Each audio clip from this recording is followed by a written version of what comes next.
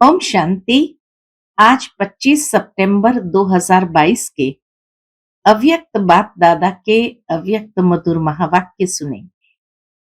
ये अव्यक्त मधुर महावाक्य अव्यक्त बाप दादा ने 24 सितंबर 1992 को सुनाए थे, जिसमें आज बाप दादा दिलाराम के रूप में अपने सर्व बच्चों के दिल की आश को पूर्ण करते हैं।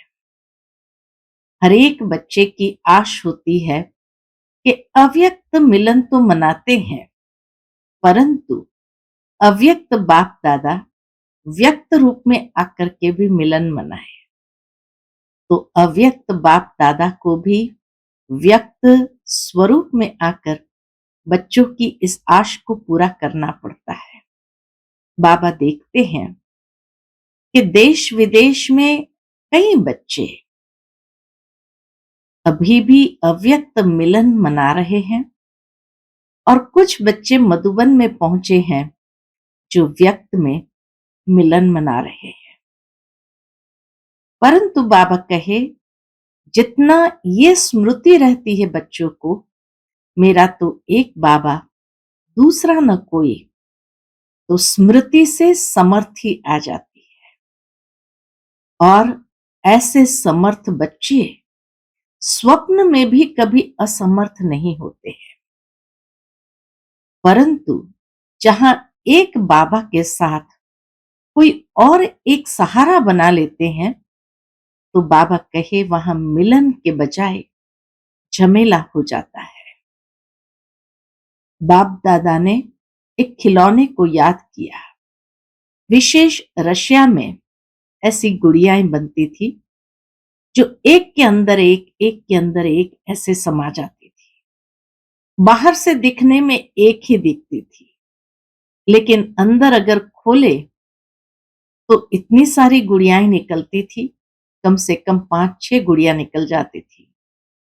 तो बाबा उसी खिलौने को याद करके कहते हैं कि बाहर से दिखता तो कोई एक सहारा है, परंतु एक में एक ऐसे कितने एक में एक समाते जाते हैं और इसीलिए झमेला हो जाता है। साथ ही साथ बाबा कहे, बाप से किनारा हो जाते हैं। जब उस झमेले में चले जाते हैं तो बुद्धि बाप से किनारा हो जाती है और उसके बाद बाबा कहे वो बुद्धि के ऊपर असत्यता का प्रभाव पड़ने लगता है, जो सत्य का जजमेंट नहीं कर पाती है, रॉन्ग को ही राइट समझने लगते हैं। और इस तरह से बाबा कहे वो आर्ग्यूमेंट करते रहते और अपने आप को सिद्ध करते हैं।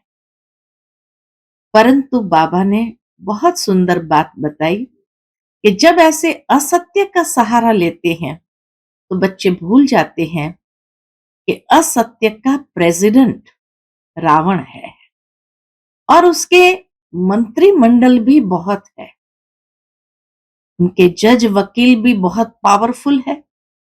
इसलिए वो सबके सामने सत्य को असत्य के रूप में पेश करते हैं और असत्य ही सत्य है ये सबके सामने स्पष्ट कर देते हैं, सिद्ध कर देते हैं। परंतु बाबा कहे ऐसे बच्चे भूल जाते हैं कि जो रॉन्ग को राइट बता देते हैं, अल्पकाल की खुशी मौज जरूर मनाते हैं, लेकिन सदा काल की प्राप्ति से, सदा काल के मिलन की मौज से वंचित हो जाते हैं। बाबा कहे वो सुख के झूले में, कौन से सुख के झूले में? नाम मान शान के सुख के झूले में तो जरूर झूलते हैं अल्पकाल के लिए, लेकिन सदा काल का नाम मान शान समाप्त हो जाता है। बाबा कहे अल्पकाल के मान को प्राप्त कर लेते हैं, लेकिन सदा काल का मान से वंचित हो जाते हैं। बाप दादा के दिल से जो मान प्राप्त होता है उससे वंचित हो जाते हैं।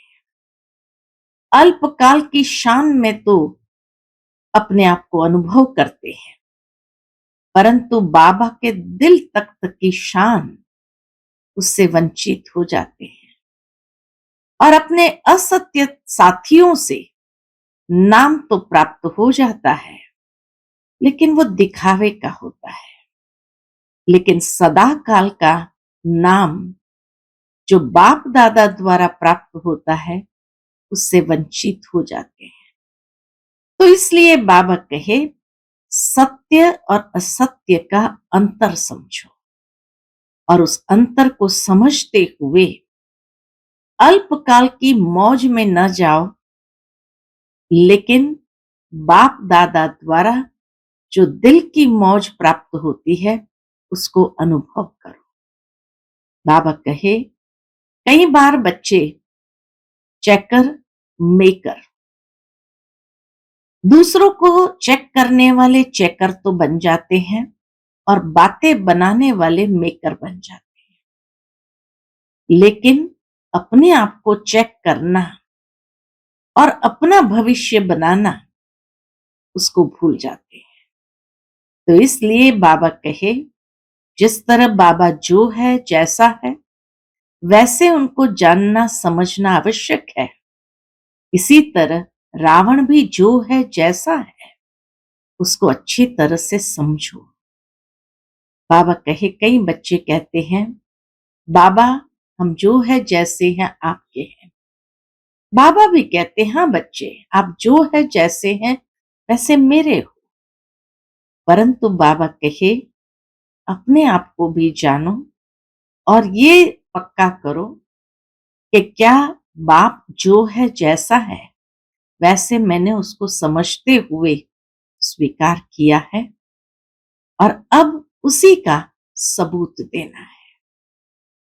फिर बाप दादा ने मधुबन निवासियों से विशेष मुलाकात की है और मधुबन की महिमा स्पष्ट किया है।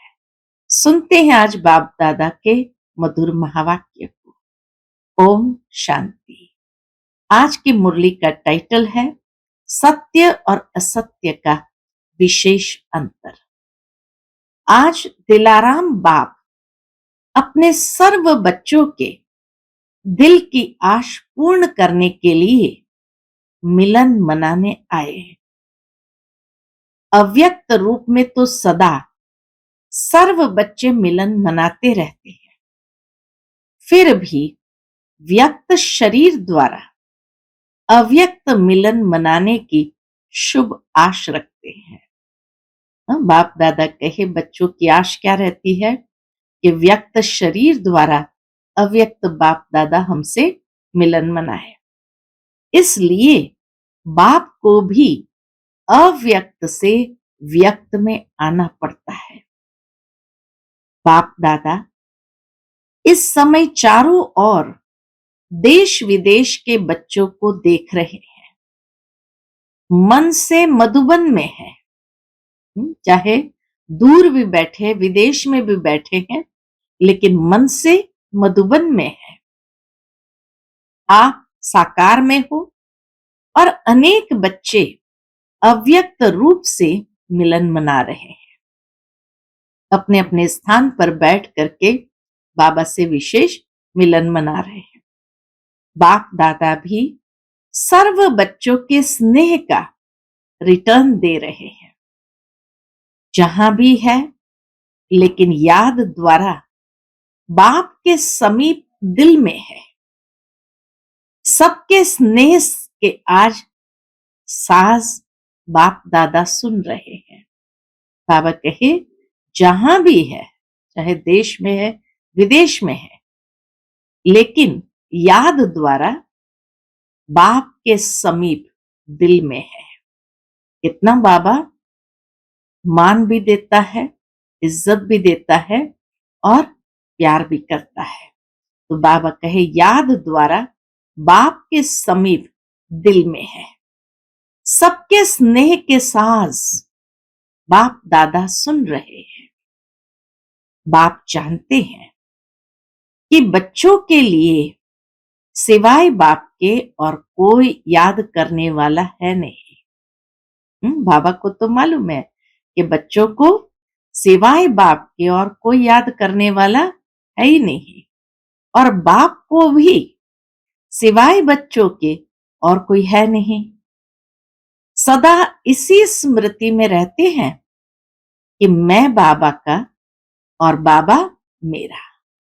बाबा कहे यही सदा स्मृति में रहो, मैं बाबा का, बाबा मेरा। यही स्मृति सहज भी है और समर्थ बनाने वाली है। ऐसा स्मृति स्वरूप स्नेही बच्चा साकार में तो क्या, लेकिन स्वप्न में भी कभी असमर्थ हो नहीं सकता है। जहां मैं बाबा का, बाबा मेरा ये स्मृति है, तो बाबा कहे यही समर्थ बनाने वाली है। और ऐसे स्मृति स्वरूप स्नेही बच्चा साकार में तो क्या, लेकिन स्वप्न में भी कभी असमर्थ हो नहीं सकता। असमर्थ होना अर्थात अगर असमर्थ महसूस करते हैं तो उसका मतलब क्या हुआ, वो बाबा स्पष्ट करते। असमर्थ होना अर्थात मेरा बाबा के बजाय कोई और मेरापन आता है। एक मेरा बाबा, यह है मिलन मनाना। अगर एक के बजाय दो मेरा हुआ तो क्या हो जाता है, वह है मिलना। एक मेरा बाबा, वह है मिलना, और वह है झमेला।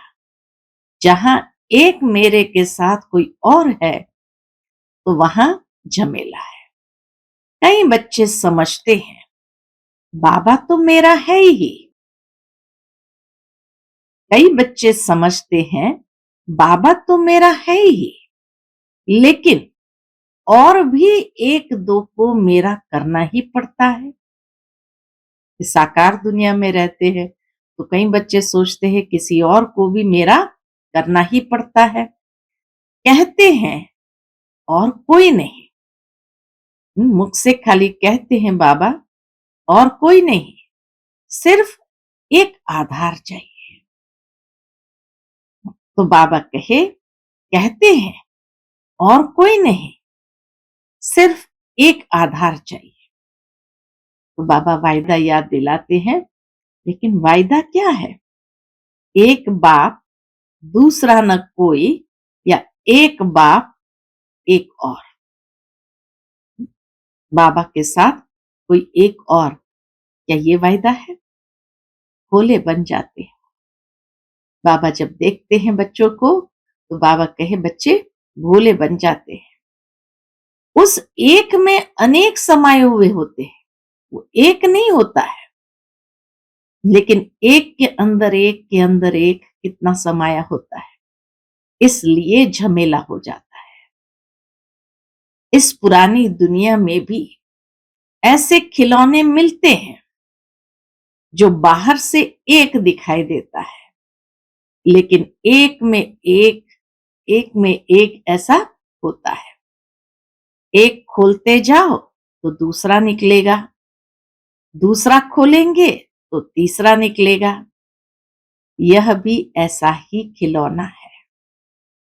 बाबा कहे किसी और को मेरा बनाना, ये भी ऐसा ही खिलौना है। दिखाई एक देता, लेकिन अंदर समाये हुए अनेक है। और जब झमेले में चले गए तो मिलन मनाना कैसे हो सकता? फिर बाबा से मिलन नहीं मना सकते हैं। झमेले में ही लगे रहेंगे या मिलन मनाएंगे? सिर्फ दो नहीं सोचो, सिर्फ एक। मेरा तो एक बाबा, दूसरा न।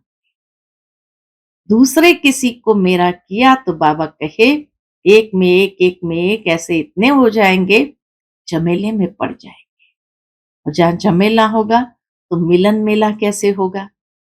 सिवाय एक बाप के संकल्प में भी अगर कोई आत्मा को व प्रकृति के साधन को मेरा सहारा स्वीकार किया, तो यह ऑटोमेटिक ईश्वरीय मशीनरी बहुत फास्ट गति से कार्य करती है। जिस सेकंड अन्य को सहारा बनाया, उसी सेकंड क्या होता है, जिस सेकंड अन्य किसी को सहारा बनाया, चाहे व्यक्ति को, प्रकृति को, वैभव को, किसी को भी, तो बाबा का उसी सेकंड मन बुद्धि का बाप से किनारा हो जाता है। अब बाप से किनारा हो गया तो क्या होता है, उसकी बाबा ने बहुत सुंदर एक्सप्लेनेशन दी है। सत्य बाप से किनारा होने के कारण बुद्धि असत्य को सत्य, रॉन्ग को राइट मानने लगती है। पहला नुकसान, सत्य बाप से किनारा हुआ तो बुद्धि क्या समझती है, असत्य को सत्य, रॉन्ग को राइट समझने लगती है, उल्टी जजमेंट देने लगती है। कितना भी कोई समझाएगा कि यह राइट नहीं है, लेकिन वह यथार्थ को, सत्य को भी असत्य की शक्ति से समझाने वाले को रॉन्ग सिद्ध करेगा। ऐसी बुद्धि हो जाती है, इतना असत्य के प्रभाव में आ जाती, जो असत्य की शक्ति से समझाने वाले को रॉन्ग सिद्ध करेगा। यह सदा याद रखो कि आजकल ड्रामा अनुसार असत्य का राज्य है। बाबा कहे ये याद रखो, किसका राज्य है, असत्य का राज्य है। और असत्य के राज्य अधिकारी प्रेसिडेंट रावण है। कलयुगी दुनिया, असत्य की दुनिया, और उसका राज्य अधिकारी प्रेसिडेंट कौन है, रावण है। उसके कितने शीश है, अर्थात असत्य की शक्ति कितनी महान है। उसके मंत्री महामंत्री भी बड़े महान हैं। उसके जज और वकील भी बड़े होशियार हैं। इसलिए उल्टी जजमेंट की पॉइंट्स बहुत वैरायटी और बाहर से मधुर रूप की देते हैं। इसलिए सत्य को असत्य सिद्ध करने में बहुत होशियार होते हैं। सत्य को असत्य सिद्ध करने में बहुत होशियार होते हैं। लेकिन असत्य और सत्य में विशेष अंतर क्या है? बाबा कहे सत्य और असत्य में विशेष अंतर क्या है? बहुत सुंदर बाबा ने बताया है, असत्य की जीत अल्पकाल की होती है, क्योंकि असत्य का राज्य ही अल्पकाल का है। सत्यता की हार अल्पकाल की और जीत सदाकाल की। ये अंतर, असत्यता की जीत अल्पकाल की और सत्य की हार अल्पकाल की, लेकिन जीत सदाकाल की। असत्य के अल्पकाल के विजयी उस समय खुश होते हैं, जितना थोड़ा समय खुशी मनाते व अपने को राइट सिद्ध करते, तो समय आने पर असत्य के अल्पकाल का समय समाप्त होने पर जितनी असत्यता के वश मौज मनाई, उतना ही 100 गुना सत्यता की विजयी प्रत्यक्ष होने पर पश्चाताप करना ही पड़ता है। ये बाबा ने अंतर बताया कि सत्यता की हार अल्पकाल की और जीत सदा काल की। असत्यता के अल्पकाल के विजयी में उस समय खुश होते हैं। जितना खुश होते हैं, अपने को राइट सिद्ध करते हैं, समय आने पर असत्य के अल्पकाल का समय समाप्त होने पर जितनी असत्यता के वश मौज मनाई, उतना ही 100 गुना सत्यता की विजय प्रत्यक्ष होने पर पश्चाताप करना ही पड़ता है, क्योंकि सत्य को तो वरदान है, स्वयं में सिद्ध है। इसलिए अल्पकाल की उसकी हार होती है, लेकिन जब उसकी जीत होती है तो बाबा कहे जैसे ही सत्यता प्रत्यक्ष होती है उतना ही पश्चाताप करना ही पड़ता है, क्योंकि बाप से किनारा स्थूल में किनारा नहीं होता। स्थूल में तो स्वयं को ज्ञानी समझते हैं, स्थूल में तो स्वयं को ज्ञानी समझते हैं, लेकिन मन और बुद्धि से किनारा होता है। और बाप से किनारा होना अर्थात सदा काल की, दूसरा अंतर, सदा काल की सर्व प्राप्तियों के अधिकार से संपन्न के बजाय अधूरा अधिकार प्राप्त होना। बाप से किनारा होना अर्थात सदा काल की सर्व प्राप्तियों के अधिकार से संपन्न के बजाय अधूरा अधिकार प्राप्त होना। कई बच्चे समझते हैं, बाबा ये भी देखता है कि कई बच्चे क्या समझते हैं अंदर में।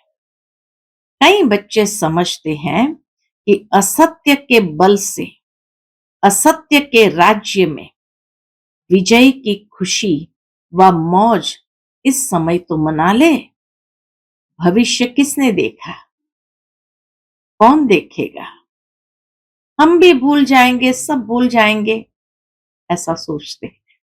ये भी बाबा ऊपर से देखता है, लेकिन यह असत्य की जजमेंट है।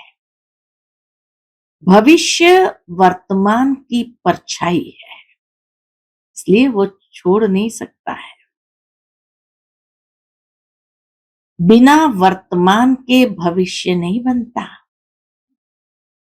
असत्य के वशीभूत आत्मा, असत्य के वशीभूत आत्मा वर्तमान समय भी अल्पकाल के सुख के, नाम मान शान के सुखों के झूले में झूल सकती है और झूलती भी है, लेकिन अतीन्द्रिय अविनाशी सुख के झूले में नहीं झूल सकती। बाबा कहे असत्य के वशीभूत आत्मा अल्पकाल के सुख के, नाम मान शान के सुख के झूले में झूल सकती है या झूलती भी है, लेकिन अतीन्द्रिय अविनाशी सुख के झूले में नहीं झूल सकती, उससे वंचित हो जाती है। अल्पकाल के शान, मान और नाम की मौज मना सकते हैं, लेकिन सर्व आत्माओं के दिल के स्नेह का, दिल की दुआओं का मान नहीं प्राप्त कर सकते।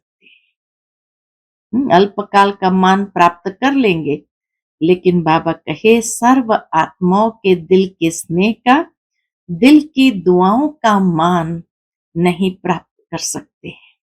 दिखावा मात्र मान पा सकते हैं, लेकिन दिल से मान नहीं पा सकते। अल्पकाल का शान मिलता है, लेकिन बाप से सदा दिल तख्त नशीन का शान अनुभव नहीं कर सकते। अल्पकाल का मान मिलता है, अल्पकाल का शान मिलता है, लेकिन बाप से सदा दिल तख्त नशीन का शान अनुभव नहीं कर सकते। असत्य के साथियों द्वारा नाम प्राप्त कर सकते हैं, क्योंकि असत्य के साथी भी बहुत होते हैं। तो बाबा कहे असत्य के साथियों द्वारा नाम प्राप्त कर सकते हैं, लेकिन बाप दादा के दिल पर, बाप दादा के दिल पर नाम नहीं प्राप्त कर सकते, क्योंकि बाप दादा से किनारा है। भविष्य की बात तो छोड़ो, वह तो अंडरस्टूड है, वो तो मिलेगा ही, लेकिन वर्तमान सत्य और असत्यता की प्राप्ति में कितना अंतर है। वर्तमान में भी कितना अंतर है। एक दूसरा मेरा बनाया, अर्थात असत्य का सहारा लिया, इतना झमेला हुआ। वर्तमान में क्या प्राप्ति है? इतना झमेला हुआ। कहने में तो कहेंगे और कुछ नहीं, सिर्फ कभी कभी थोड़ा सहारा चाहिए। बच्चे क्या कहते हैं? और कुछ नहीं, सिर्फ कभी कभी थोड़ा सहारा चाहिए। लेकिन वायदा तोड़ना अर्थात झमेले में पड़ना, क्या ऐसा वायदा किया है? एक मेरा बाबा और कभी कभी दूसरा, दूसरा भी अलाउ है? ये लिखा था क्या? चाहे अल्पकाल के नाम मान शान का सहारा लो, चाहे अल्पकाल का नाम मान शान का सहारा लो, चाहे व्यक्ति का लो, चाहे वैभव का लो, जब दूसरा न कोई तो फिर दूसरा कहां से आया? यह असत्य के राज्य के झमेले में फंसाने की चतुराइयां है। क्या कहा बाबा ने? यह असत्य के राज्य के झमेले में फंसाने की चतुराइयां है कि किसी और को अपना बनाना। जैसे बाप कहते हैं ना, मैं जो हूं, जैसा हूं, वैसे मुझे नंबरवार जानते हैं। बाबा कहते, मैं जो हूं, जैसा हूं, वैसा मुझे नंबरवार जानते हैं। ऐसे असत्य के राज्य अधिकारी रावण को भी जो है, जैसा है, वैसे सदा नहीं जानते हो। हाँ, जैसे बाबा जो है, जैसा है, वैसा नंबरवार जानते हैं। तो बाबा कहे, असत्य के राज्य अधिकारी कौन? रावण। रावण को भी जो है, जैसा है, वैसे सदा नहीं जानते हो। कभी भूल जाते हो, कभी जानते हो। राज्य अधिकारी है तो ये ताकत कम होगी? रावण की ताकत कोई कम होगी? तो बाबा कहे, रावण राज्य अधिकारी है तो राज्य अधिकारी की कोई ताकत कम होगी? चाहे झूठा हो, चाहे सच्चा हो, लेकिन राज्य तो है ना। इसीलिए अपने को चेक करो, दूसरों को नहीं। आजकल दूसरों को चेक करने में सब होशियार हो गए हैं। बाप दादा कहते हैं, अपना चेकर बनो और दूसरे का मेकर बनो। लेकिन करते क्या है? बच्चे करते क्या हो? दूसरे का चेकर बन जाते हो और बातें बनाने में मेकर बन जाते हो। बाप दादा रोज की हर एक बच्चे की कौन सी कहानियां सुनते हैं? बहुत बड़ा किताब है कहानियों का। बाबा कहे, बहुत बड़ा किताब है कहानियों का। तो अपने को चेक करो, दूसरे को चेक करने लगते हो तो लंबी कथाएं बन जाती है। और अपने को चेक करेंगे तो सब कथाएं समाप्त।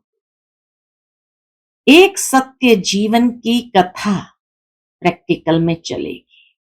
एक सत्य जीवन की कथा प्रैक्टिकल में चलेगी। सभी कहते हैं ना, बाबा आपसे बहुत प्यार है। बच्चे क्या कहते बाबा को? बाबा आपसे बहुत प्यार है। सिर्फ कहते हो व करते भी हो? क्या कहेंगे? कभी कहते हो, कभी करते हो। बाप के प्यार का प्रत्यक्ष सबूत बाप ने दे दिया।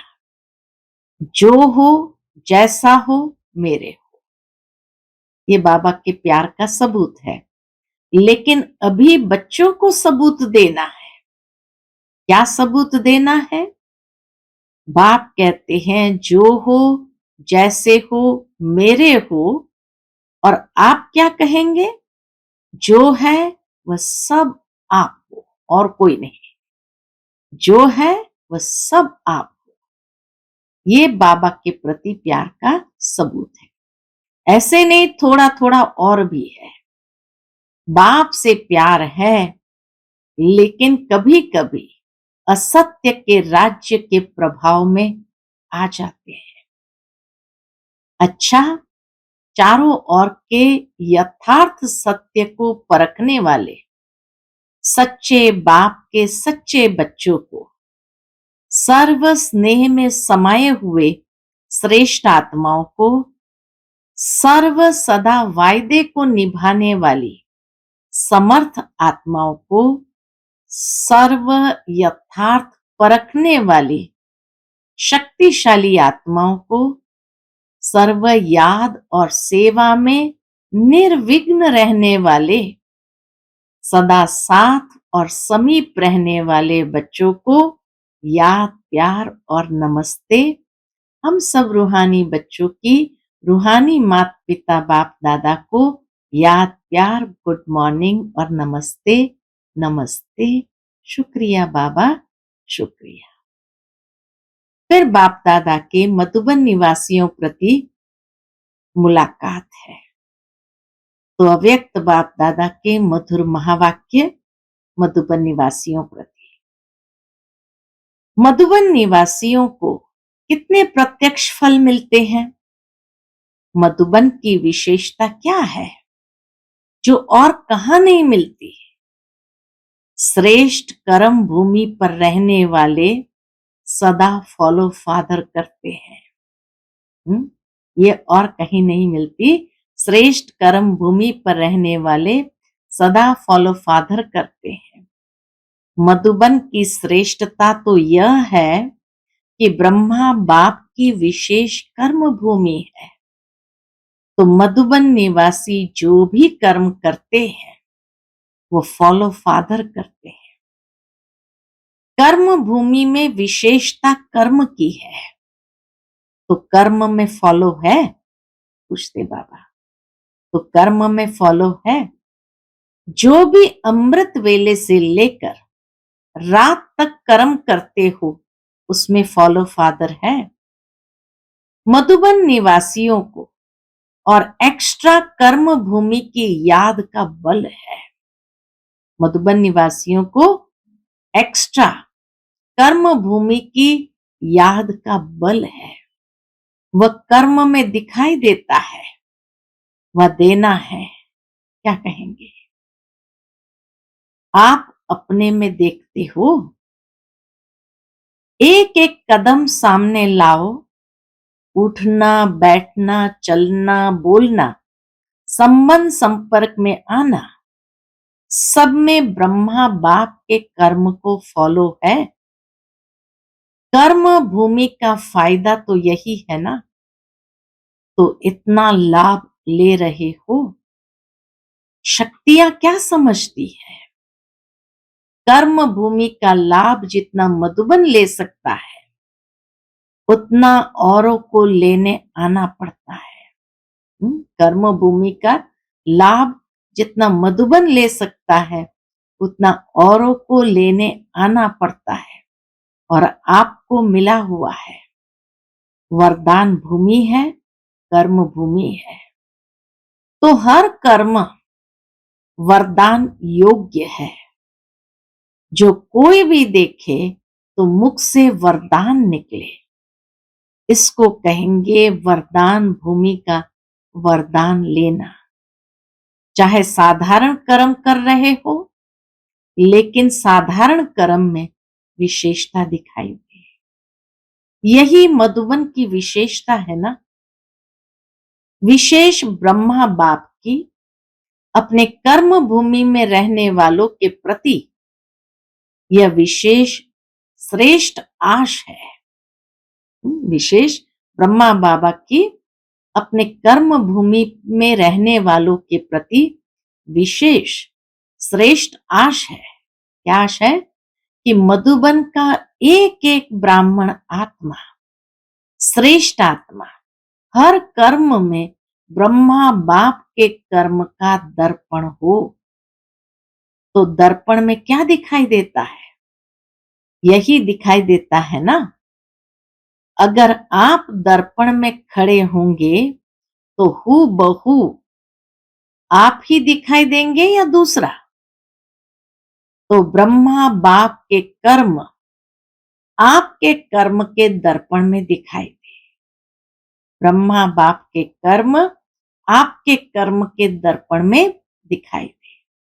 भाग्यवान हो, यह तो सदा सभी कहते भी है और है भी, लेकिन हर कर्म में ब्रह्मा बाप के कर्म दिखाई दे। ये सर्टिफिकेट कौन लेगा और कब लेंगे? लेना तो है ना, या ले लिया है? ये सर्टिफिकेट लेना है। जिसने ये सर्टिफिकेट ले लिया है कि हर कर्म में ब्रह्मा बाप के कर्म दिखाई दे रहे हैं, उनका बोल ब्रह्मा का बोल समान। उठना बैठना देखना चलना सब समान। ऐसा सर्टिफिकेट लिया है? पूछते हैं बाबा। उनका हर बोल ब्रह्मा का बोल समान, उठना बैठना देखना चलना सब समान। ऐसा सर्टिफिकेट लिया है? जिसको लेना है वो हाथ उठाओ। यह भी अच्छा है, कहने से पहले करके दिखाएंगे। लेकिन ये लक्ष्य रखो कि हर कर्म बाप समान। ब्रह्मा बाप को फॉलो करना तो सहज है ना। निराकारी बनना अर्थात सदा निराकारी स्थिति में स्थित होना। शिव बाबा के समान बनना माना निराकारी बनना अर्थात सदा निराकारी स्थिति में स्थित होना। उसके बजाय कर्म में फॉलो करना उससे सहज है। तो ब्रह्मा बाप तो सहज काम दे रहा है, मुश्किल नहीं। तो सभी लक्ष्य रखो कि मधुबन में जहां देखे जिसको देखे ब्रह्मा बाप के कर्म दिखाई दे। सभी लक्ष्य रखो कि मधुबन में जहां देखे जिसको देखे ब्रह्मा बाप के कर्म दिखाई दे। कर्म में सर्वव्यापी ब्रह्मा कर सकते हो? जहां देखे ब्रह्मा समान हो सकता है ना? पूछते बाबा। मधुबन की महिमा अर्थात मधुबन निवासियों की महिमा, मधुबन की दीवारों की महिमा नहीं है, मधुबन निवासियों की महिमा है। मधुबन की महिमा चारों ओर से रोज सुनते हो ना। मधुबन निवासियों की महिमा जो होती है वह किसकी है? आप सबकी है ना। बाबा कहे आप सबकी है ना। नशा तो रहता है कि हम मधुबन निवासी है। जैसे यह नशा है वैसे यह नशा भी प्रत्यक्ष दिखाई दे कि यह ब्रह्मा बाप के समान फॉलो फादर करने वाले हैं। अच्छा, फिर बाबा ने सभी से पूछा, सभी संतुष्ट हो? कुछ सेल्वेशन चाहिए? सेल्वेशन की भूमि में बैठे हो, कितने बेफिक्र बैठे हो। शरीर की मेहनत करते हो और तो सब बना बनाया मिलता है। जो शरीर की मेहनत नहीं करते हैं उनको एक्सरसाइज की मेहनत कराते हैं। जो शरीर की मेहनत नहीं करते हैं उनको एक्सरसाइज की मेहनत कराते हैं। आप तो लकी हो ना जो एक्सरसाइज नहीं करना पड़े, हाथ पांव चलते रहते हैं। जितना जो हार्ड वर्क कठिन परिश्रम करता है उतना वह सेफ है। जितना जो हार्ड वर्क यानी कठिन परिश्रम करता है उतना वह सेफ है, माया से भी और शरीर की व्याधियों से भी। बुद्धि तो बिजी रहती है ना, और फालतू तो कुछ नहीं चलेगा। तो जो सदा बिजी रहते हैं वे बहुत लकी है। इसलिए अपने को फ्री नहीं करना। चलो, बहुत समय कर लिया, फ्री हो जाए। ये नहीं सोचो कि बहुत समय सेवा कर ली, अब फ्री हो जाए। बिजी रहना खुश नसीब की निशानी है। खुश नसीब हो ना, अपने को सदा बिजी रखना। अच्छा, अभी बाप दादा को करके दिखाना, समझा? ब्रह्मा बाप की विशेषता सूरत में क्या देखी? गंभीरता के चिन्ह भी और मुस्कुराहट भी। बाबा कहे, ब्रह्मा बाबा की विशेषता सूरत में क्या देखी? गंभीरता के चिन्ह भी और मुस्कुराहट भी। गंभीरता अर्थात अंतर्मुखता और साथ साथ रमणीकता। अंतर्मुखी की निशानी सदा सागर के तले में खोए हुए गंभीर मूर्त। सदा सागर के तले में खोए हुए गंभीर मूर्त। मनन चिंतन करने वाला चेहरा और फिर रमणीक अर्थात मुस्कुराता हुआ चेहरा। तो दोनों ही लक्षण सूरत में देखे ना। ऐसे आपकी सूरत भी ब्रह्मा बाप के कॉपी स्वरूप हो। सूरत और सीरत से ब्रह्मा बाप दिखाई दे। सूरत और सीरत से ब्रह्मा बाप दिखाई दे, क्योंकि ब्रह्मा बाप का सेवा स्थान कर्म भूमि तो मधुबन है ना। तो इस भूमि के रहने वालों द्वारा वही कर्म सेवा प्रत्यक्ष होनी चाहिए। बाबा कहे, इस भूमि के रहने वालों द्वारा वही कर्म सेवा प्रत्यक्ष होनी चाहिए। इसी आशा के दीपक को सदा जगाओ। ब्रह्मा बाप की आप बच्चों प्रति यही आश है। अब ऐसी दीपावली मनाओ।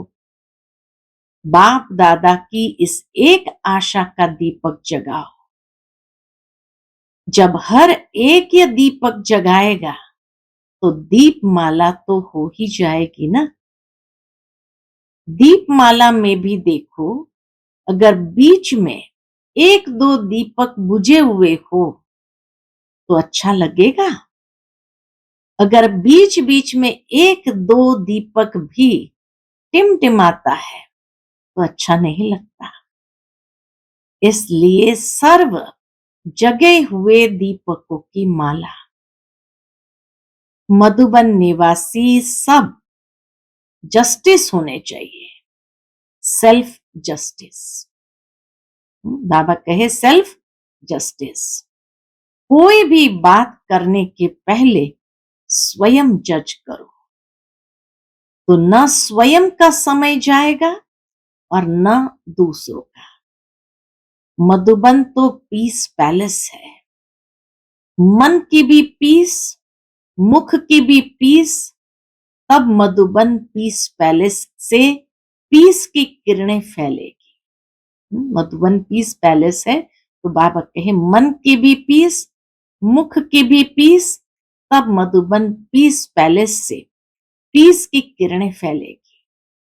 आप पीस पैलेस वालों से सभी पीस की भिक्षा मांगते हैं, क्योंकि वे स्वयं ही स्वयं से तंग हो रहे हैं। विनाशकारियों के पास अभी तक आपके पीस की किरणें पहुंचती नहीं है। बाबा कहे, विनाशकारियों के पास अभी तक आपके पीस की किरणें पहुंचती नहीं है, इसलिए कशमकश में है। कभी शांत कभी अशांत। तो उन्हों को शांत करने के लिए पीस पैलेस से पीस की किरणें जानी चाहिए। तब उन्हों की बुद्धि में एक ही फाइनल फैसला होगा, खत्म करेंगे और शांत हो शांति धाम में चले जाएंगे। बाबा कहे, तब उन्हों की बुद्धि में एक ही फाइनल फैसला होगा, कौन सा? खत्म करेंगे और शांत हो शांति धाम में चले जाएंगे। तो ऐसे भिखारियों को अब महादानी बन महादान व वरदान देने वाले बनो। बाप दादा तो सदा समझते हैं कि मधुबन वाले विश्व को बाप दादा के समीप लाने वाले समीप रत्न हो। तो अब ऐसा सबूत दिखाओ। जब ब्रह्मा बाप समान सब कॉपियां तैयार हो जाएगी, तब बेहद का बारूद चलेगा, पटाखे छूटेंगे और ताजपोशी होगी। तो अब यह डेट फिक्स करो। जब आप सब ब्रह्मा बाप की बिल्कुल फोटोकॉपी होंगे, तब ही यह डेट आएगी।